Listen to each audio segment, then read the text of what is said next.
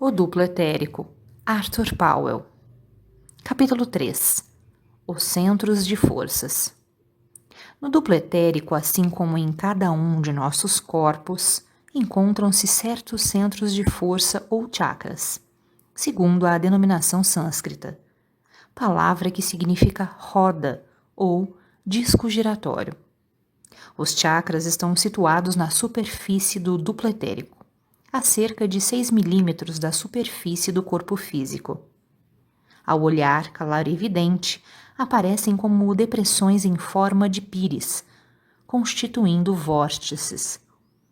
As forças que se difundem através dos chakras são essenciais à vida do duplo etérico. Por isso, todos os indivíduos possuem esses centros de força, embora o grau de seu desenvolvimento varie muito em cada indivíduo. Quando não estão desenvolvidos, brilham foscamente, e suas partículas etéricas, animadas de movimento lento, formam o vórtice apenas suficiente para a manifestação da força, e nada mais. Por outro lado, nos indivíduos adiantados, eles fulguram e palpitam como viva luz, brilhando como pequenos sóis. Neste caso, sua dimensão varia de 5 a 15 centímetros. Nos recém-nascidos, são círculos minúsculos, do tamanho de uma moeda comum.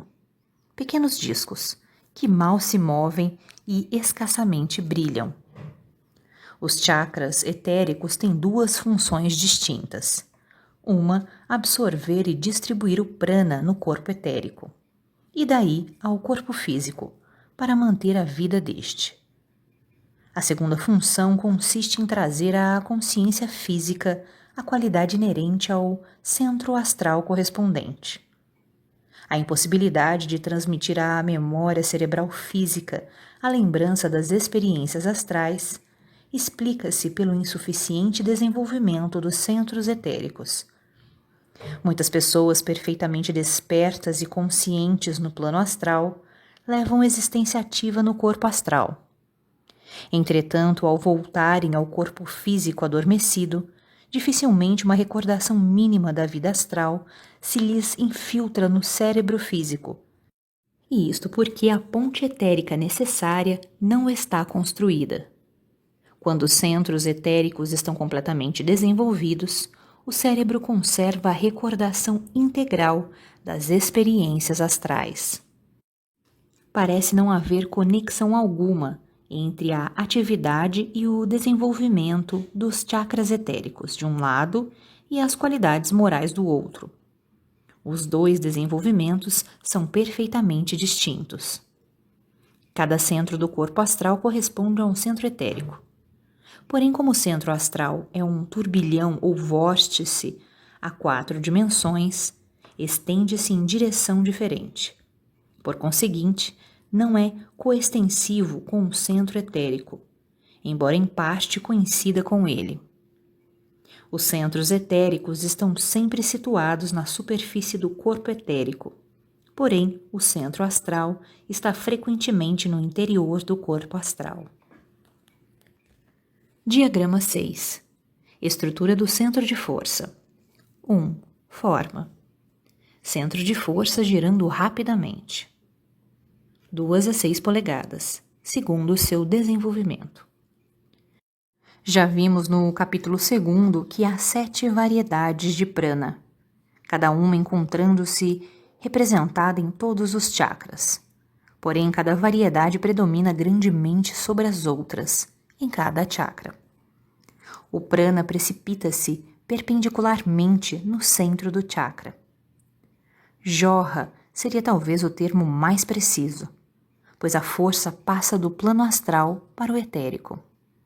Do centro do chakra, a força irradia-se então perpendicularmente à sua primitiva direção, isto é, no plano da superfície do duplo etérico, em linha reta e em numerosas direções semelhantes a raios de roda.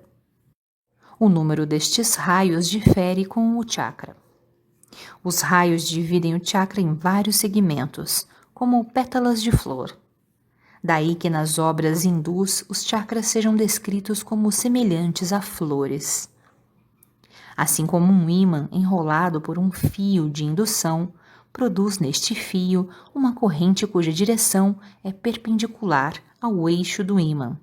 Assim, a força primária do prana, penetrando no vórtice, induz forças secundárias no plano do chakra. Diagrama 7. Estrutura do centro de força. Influxo da força vital. Força primária vital sétupla, vinda do astral. A força jorra no centro, procedente do astral. Uma das 7 variedades de força vital predomina em cada centro. Este influxo de força vital dá vida ao corpo físico. Diagrama 8. Estrutura do centro de força. Formação de raios. Força primária vital, vinda do astral. A força primária brota no centro e depois irradia difundindo-se pelos raios, cujo número difere em cada centro. Estas forças secundárias giram em redor do chakra, passando por cima e por baixo dos raios, assim como o vime que constitui o fundo de um cesto circular, passa alternativamente por cima e por baixo das varetas, que se irradiam do centro. Cada uma das forças secundárias que giram na concavidade de chakra possui seu comprimento de onda particular. Além disto, em vez de se mover em linha reta, ela se propaga em ondulações relativamente grandes, cada uma delas sendo um múltiplo dos comprimentos de ondas menores que ela compreende. Os comprimentos de ondas são infinitesimais. Existem provavelmente milhares numa só ondulação. Porém, a proporção exata ainda não pôde ser determinada. Seu aspecto geral ondulado e irisado lembra do nácar, ou ainda certa espécie de vidro veneziano. Diz-se frequentemente que os chakras correspondem a certos órgãos físicos, aos que lhes estão mais próximos. Porém, como já advertimos, os chakras não se encontram no interior do corpo, e sim na superfície do duplo etérico. Os números 8, 9 e 10 referem-se aos órgãos inferiores, que não são empregados pelos estudantes da magia branca. Não obstante, existem escolas que fazem uso deles. Os perigos atinentes a estes chakras são tão graves que consideramos o seu despertar o maior dos infortúnios. O fluxo de vitalidade em qualquer chakra ou através dele é inteiramente independente e distinto do desenvolvimento do chakra, provocado pelo despertar de Kundalini, que se descreverá no capítulo 13. Eis a lista dos chakras e seus nomes. Número, o órgão físico mais próximo, nome em sânscrito. 1. Base da espinha dorsal, Muladhara. 2. Umbigo, Manipura.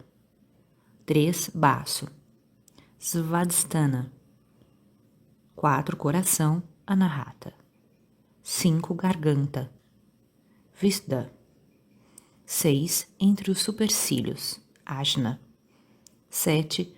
Alto da cabeça, Brahmaranda. 8, 9 e 10. Órgãos inferiores. Diagrama 9. Estrutura do centro de força. Formação de forças secundárias. Força primária vital, vinda do astral. Forças secundárias em movimento circular e ondulante, entrelaçando-se por cima e por baixo dos raios. Vamos agora estudar os chakras sucessivos. Examinaremos a estrutura, aparência, função de cada um e as faculdades que lhes são associadas. Por motivos que serão explicados adiante, será de toda vantagem começar o estudo pelo terceiro centro, situado perto do baço.